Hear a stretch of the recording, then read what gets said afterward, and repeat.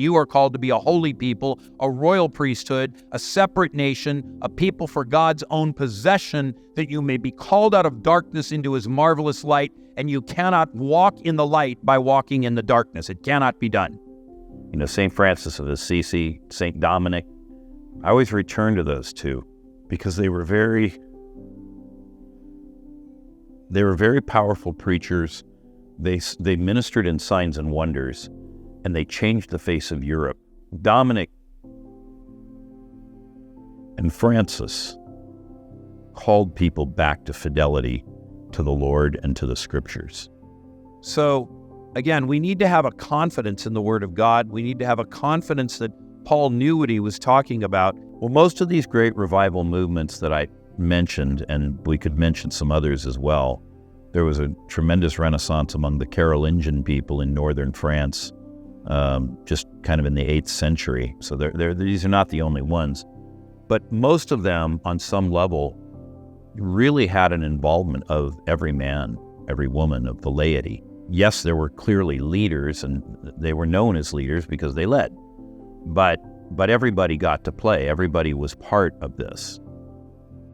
And so one of the things that I see Orbis doing, we're doing it now, I seek to do it everywhere I go, is we want people to understand that if they don't feel called to be a preacher, to be Reverend so-and-so, they can find an expression and be a full-on participant in whatever state they find themselves. So I want people to understand that what we teach and train isn't just for Reverend so-and-so, whoever Reverend so-and-so is.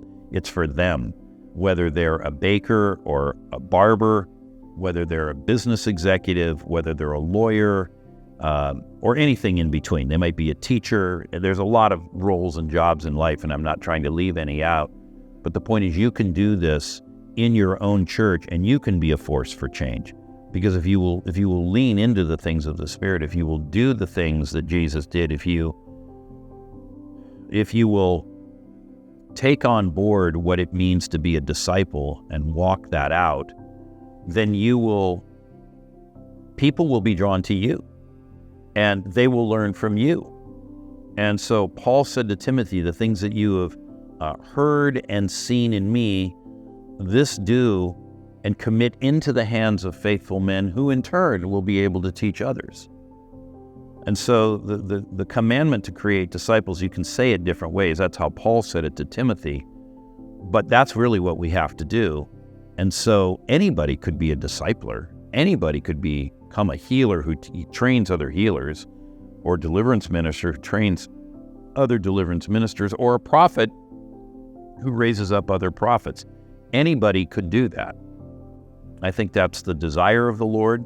And honestly, it's necessary that we have the right interlinking and infrastructure within these churches to keep them strong and vibrant and healthy. If they are only led from the top by one person, or maybe a very small handful, some sort of an oligarchy within the church, that will of necessity fail.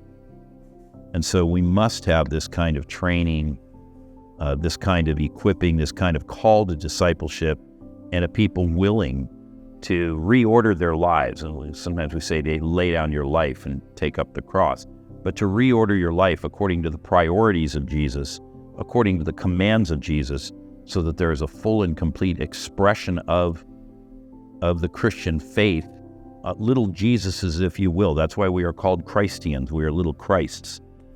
And again, that has nothing to do with how you earn your living. It has everything to do with how you live your life. That's what we want to do.